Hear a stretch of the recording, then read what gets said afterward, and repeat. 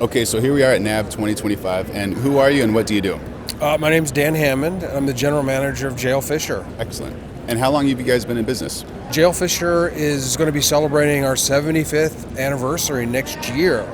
JL Fisher started in the garage of James Fisher, who is the founder of the company, in Studio City, but now we're in Burbank, California, making upgrade kits for microphone boom arms in the 50s. And then in the 60s, he started developing camera dollies. And then we started introducing camera dollies in the 70s and then the 80s and then again in the 90s. And now what we're doing is we're working on refined enhancements to the existing technology for improvements that, maybe perhaps the materials weren't available at that particular time, or just getting feedback from the customers on how to make a better system for them for operation. And it looks like you have extremely high quality gear here. The quality of the equipment is probably one of the most important factors that we do at JL Fisher. Everything is handcrafted in our facility in Burbank, California. We don't cut any corners. We manufacture every single aspect of the camera dolly, from the wheels all the way up into the accessories that you'll find on the camera dollies themselves. Amazing. Yeah, and I was here 2 days ago chasing you for an interview, but wasn't able to get one then. But you guys have very smooth wheels on those rails. Can you talk about that? Yes, so the wheel systems that we're showing off at this particular show is, again, another refinement. So the original track guide wheels that were on the dollies were made for, or designed for, square dolly track. And square dolly track is no longer used. Now everyone's using round dolly track. So hence the need to change the track guide wheels. The reason is because the older track guide wheels were noisy and they were hard to deploy to keep the dolly on the dolly track itself. So, through the newly engineered mechanisms that deploy the track guide wheels along with the urethane wheel types that are used, we've reduced the sound and we've made deployment easier for the operator, saving time.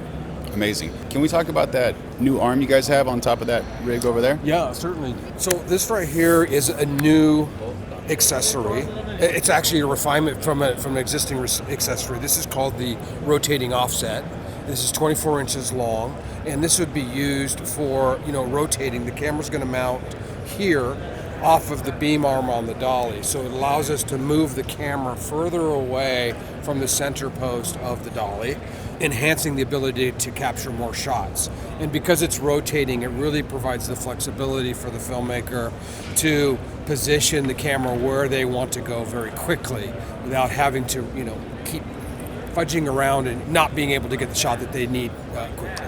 So this is the new rotating offset, and another unique feature is all the mounting plates that we have incorporated in here, so accessories could be better attached to the rotating offset. Amazing. And do you know the maximum capacity of this one? Oh, that's a great question. So the dollies are rated to hold up to 500 pounds. You can put the 500 pounds on here, and the reason that we went with this bigger, more robust rotating offset is because filmmakers today are starting to incorporate remote heads onto the dolly beam arms. The older rotating offsets that we originally designed were of thinner material, and the weight, you encounter more sag when it's all the way out at the end of 24 inches. So you can use, IMAX cameras or cameras that are utilizing the remote heads. Any camera that has a Mitchell mount or some sort of adapter to get it to the Mitchell adapter plate could be utilized on here. So it's right next to Universal. Oh yes, definitely Universal. Okay, so what are we doing here? Okay, so what we're doing is the dolly is equipped with 3 modes of steering. There's round, rear, and crab mode, right? So depending on what the type of shot you're doing or how you're going to move the piece of equipment, you would incorporate the correct modes of steering. So you have round, which be all over here in the back, which means that we're going to go in a round mode. So if the camera's mounted here, and if we just want to spin the camera in a round mode, perfect 180. We could do that. Then there's rear mode, which means that the rear tires are really just the ones that are engaged, and it allows me to, kind of steer it Got it. to where I need it to go. And then, of course, my favorite mode is the crab mode. So if we're positioned here and I need to get the dolly closer to the wall, all I have to do is go into crab mode and I can pivot it. Man, what a time saver, just efficiency. Yes, and that's really, I think, the key is saving time, because time's money on production sets, and we want to be able to save the crew time to be able to move the heavy equipment from point A to point B, or even in the middle of a shot. Absolutely. And the finishing, it just looks like so nicely done. Everything is finished really well, high quality. Thank you very much. Yeah, we do take a lot of effort in the preparation of the equipment to make it look cosmetically, look as well as it does. I mean, we use a nickel finish on the material, the metal material, and of course we have the carpet to help. And it's also about presentation, right? Because filmmakers are going to use a piece of equipment, and if it looks in a presentable manner, people are going to probably respect it a little bit more and take a little bit more care of it than if it was something that wasn't as presentable. Absolutely. Just adds that level of professionalism to any set you're on. Yes. And is this a hydraulic wire? Or? So the way the beam that the camera mount goes onto is that there is a control here, and this is controlled by pressurized oil. Okay. Right? So there's oil that's coming through the valve as you're either rotating this up or down, and it's allowing you to lift the beam. And you can notice that it's done silently. I mean, we're on a noisy trade show floor, but if you were to be in a silent room, you would not hear the mechanism operating. Yeah. Can't hear anything. And Right. It's actually very smooth, actually, while you're doing it as well. Do you want to go move it up again?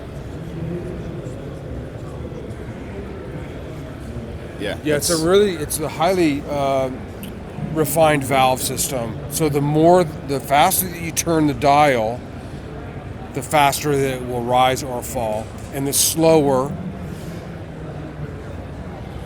you could just do a small creep. Yeah. That's incredible. Give it a try.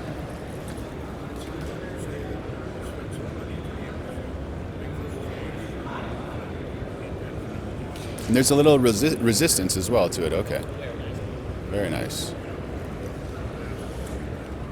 The reason that you want that is you want a little bit of feathering opportunity as you're beginning the move, or in fact ending the move, right? So you want to be able to kind of start that feather, so it's not an abrupt start. Jump, right. So right. that's engineered into the hydraulic valve. Incredible. I'm trying to look for something wrong with this thing, but this is amazing. Awesome. Well, thank you for that. Mr. Hammond, it's been a pleasure. We were talking about the way that the lift beam operates.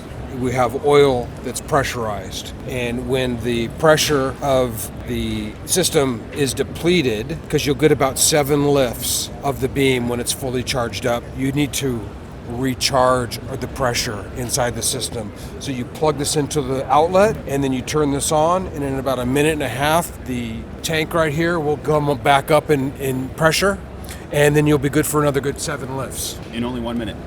About a minute and a half. Okay. It's going to vary depending on how pressurized it already is to where it needs to go. Cool. That's amazing. So that's really the only reason for, because you're just using the small motor inside there that's doing the oil pressure. There you go. So 90 to 240 volts. You can use it in Europe. You can use it in America. You can Yes. use it anywhere. Yeah, because we have these deployed all over the world. Okay. Amazing.